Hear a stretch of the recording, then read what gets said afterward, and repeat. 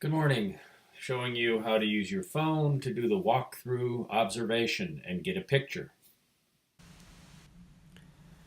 wanted to show a quick example of how this might work on a phone. So you can start to type in an email address, and then of course you could choose a teacher. Actually, let me choose a different teacher I haven't chosen yet. Let's say I haven't done this teacher. Observer 1, and I'm observing reading. So then I go next, and then I'm sitting there and observing what's happening with the classroom. And I previously, before I started filling this out, I actually took a photo with my camera. I'll demonstrate that as well. And I'm going through and I'm just sort of observing what's happening in the classroom, maybe summarizing this for the teacher. And then I can go ahead and do some recording of what. Let me just switch to my other keyboard here. I am watching blah blah blah, whatever you're doing.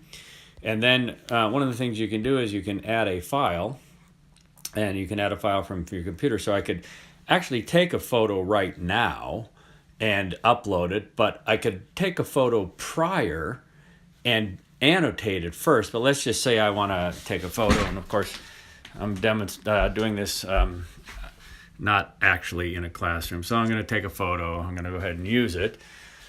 And then I'm going to upload that photo. So as this gets generated, I'm actually filling out the observation form on my phone, taking a photograph of the classroom as I speak.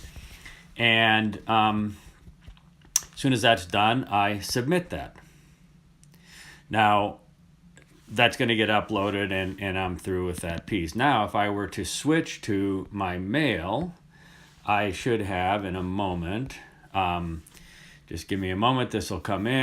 Here we go. It came in at 2 o'clock. And if I open that up, this is what just got submitted to the teacher or your email address that you've used. And that's the information that they have, and included in the bottom of that is the PDF that we just summarized. And as I open that up, if it's finished processing, I'm doing this relatively quickly, I open it up, and as you can see, there is the summary of what that teacher got, the scores I gave, their actual average scores, what I put in the comments, but also the classroom picture. So one of the things that's best to do with these is to use a landscape mode of your photograph, and then that photograph of the classroom shows up in the PDF that you distribute to them.